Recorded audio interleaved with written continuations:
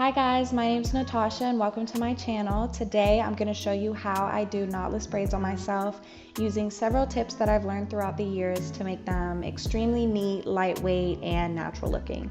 In this video, I'll be showing how I prep my hair for braids, how to part with precision, my unique knotless braiding technique, which products to use, and ultimately how to save $300 on this hairstyle. Okay, so this is what I'm going to be using to straighten my hair. It's a straightening comb from TYMO. They sent it to me a couple of weeks ago, so I'm super excited to try it. Honestly, personally, I would not buy this.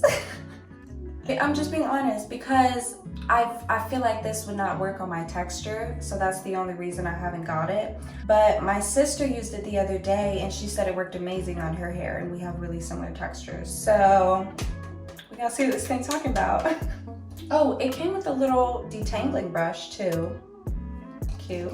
And then the only tips that I've really gotten so far, it works best on detangled hair and dry hair. So I'll try and brush it out a little bit.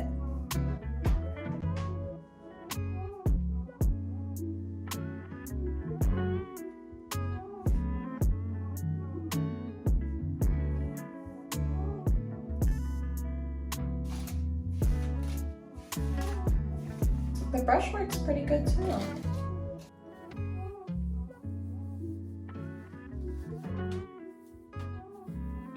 This is convenient actually. This is very convenient. I keep trying to skip the detangling and I think I can get away with it, and then I get to the end and I realize I didn't get away with it. So that's a tip I can say. Detangle your hair.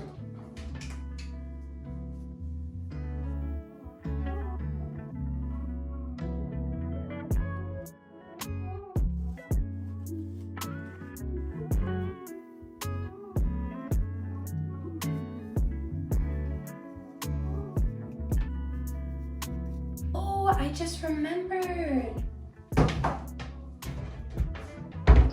It comes with a glove. Oh, this is nice. So I'm thinking with the glove, it'll move a lot faster because my hair won't be like hot to the touch. So we'll see.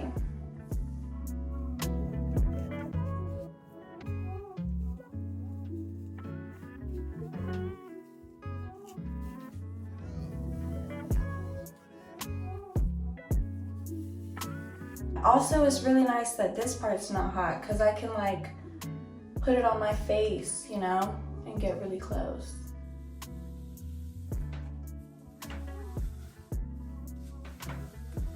So this is the side that's straight, and then this is the side that's curly. I'm very satisfied though. This is more than enough straightening I need for braids. So, but I would consider just using this to straighten my hair.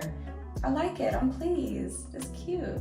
And it got this straight from this. So I retract my last statement. If I had tried like a Friends or something and like I saw it work like this, I would definitely buy it. So this is nice. I always see girls with very loose textures trying it out. So I'm like, okay, that's not gonna work on this. But it does, and I like it.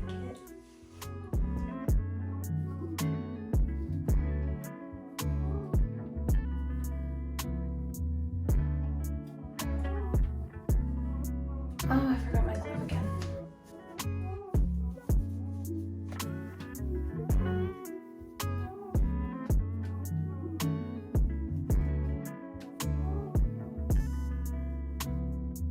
I also got really curious. I was just wondering like why I haven't seen, you know, more videos on it. And apparently this brush works on all types of hair, not just wavy textures like I thought before, but it actually works on my type very well, as you can see. And I've also seen videos on like the thickest type of 4C hair. So if you're interested and if it will work for you, I would suggest just looking up videos of your exact hair texture and then seeing it. Because if I would have done that, I would have bought it myself. I had just only seen people with like wavy or loose curls using it. She did what she had to do here though.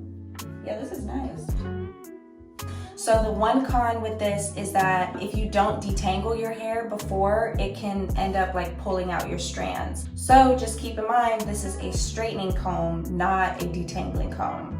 So don't get too comfortable. Trust me, I did, and I was quickly humbled because it started pulling out my hair. So detangle your hair. And it comes with its own detangler, so you literally have no excuse. I had no excuse.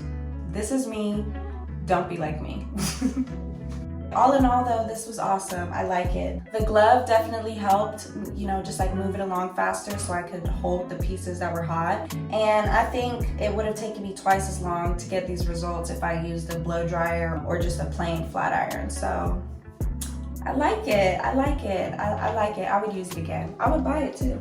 But this is perfect. This is just as straight as I need it to go ahead and start braiding my hair. So now that my hair is flat and ready to be braided, I'm just gonna make things a lot easier for myself by parting it first. I use a rat tail comb with a metal point on the ends to get the parts just as precise as possible, and I watch what I'm doing through the reflection in the mirror behind me. It's very important that I take my time on these parts since they're going to be extra noticeable, and with knotless braids, attention to detail is really what makes the difference in quality. Once I part a section and it looks perfectly straight, I just put it in a rubber band to keep the hair out of the way, and then I start parting another large section on top of it until the back of my head is covered.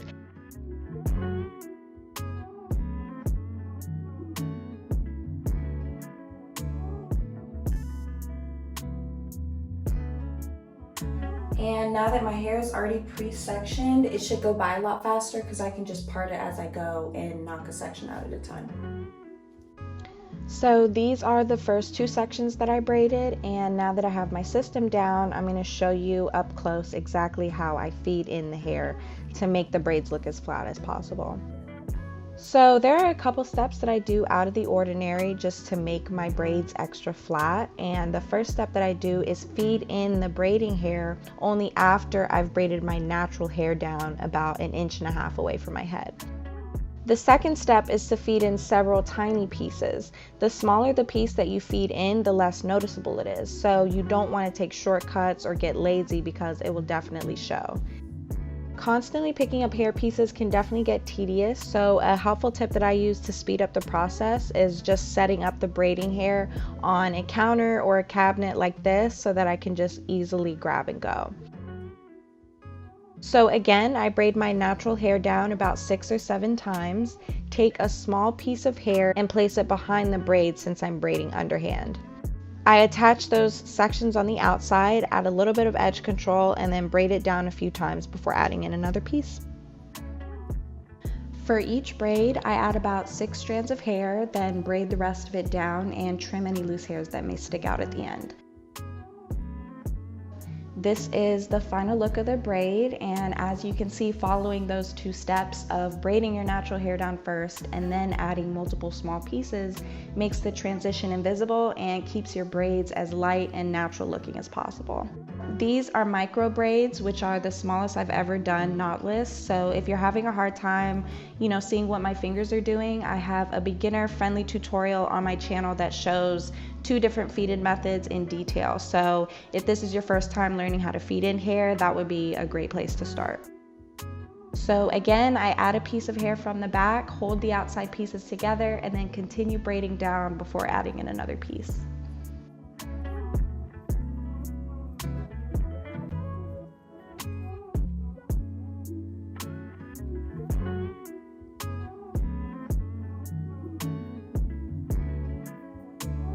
Okay, so here's what I finished yesterday.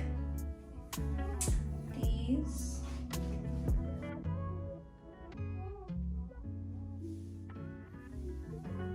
And then today I'm going to finish this row here, and then I'll probably split this one in 2, or I don't know, we'll just figure out when we get there.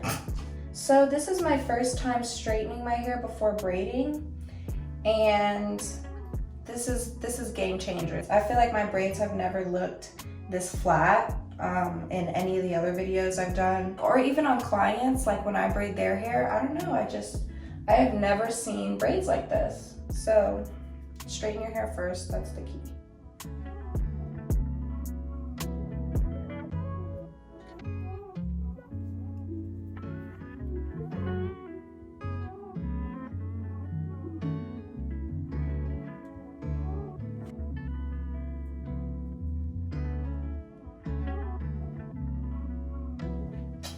looking good so far. I don't think that's small enough. I don't know, actually. No. I think that's too big. Yeah, that's too big. So I can't figure out how to part it in the middle without it looking just like weird and lopsided. So I'm gonna do something different this time and just do a side part. And I've never done that before. First time for everything though. Someone's gotta do it. So I'm gonna make this my part and then just braid all of these sideways. I think that'll be cute. It better be cute, we'll see. Also, as I get to the top to make everything look more perfect and precise, I part everything with a little toothpick to make sure that it's like perfectly straight down to the hair.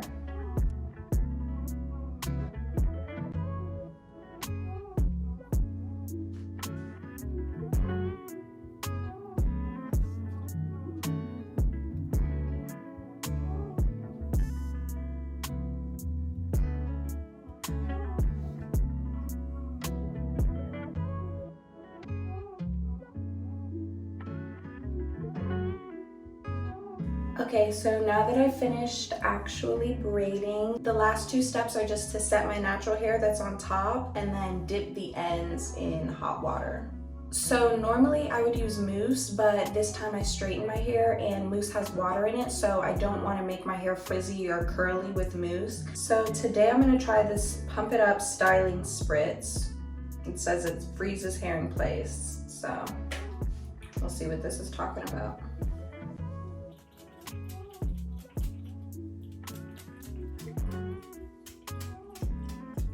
And then while the top sets, I'm gonna dip my ends in my hot water.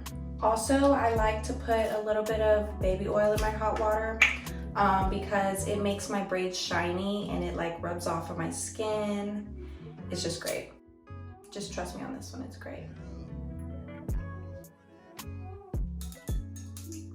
And then the last step, as well as my daily routine, is to just oil my scalp. So I use this hair growth oil by Pulcher Organics. It's plant-based, 100% natural, and every ingredient in it is directly related to hair growth. I started using it a year ago the first time I had knotless braids, and I just noticed my hair grew out a ton as long as I was remembering to use it daily. So this is key to making sure my hair grows out, my roots stay healthy, and my new growth comes in fast while it's in these braids.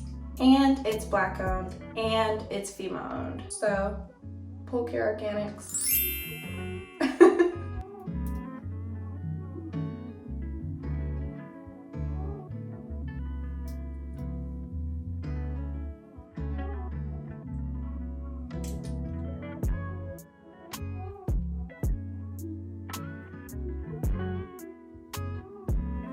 And then the very last step that I do just to add shine to everything, and I really do this on all my hairstyles, like straight, curly braids, everything, is this high gloss top coat by Not Your Mother's.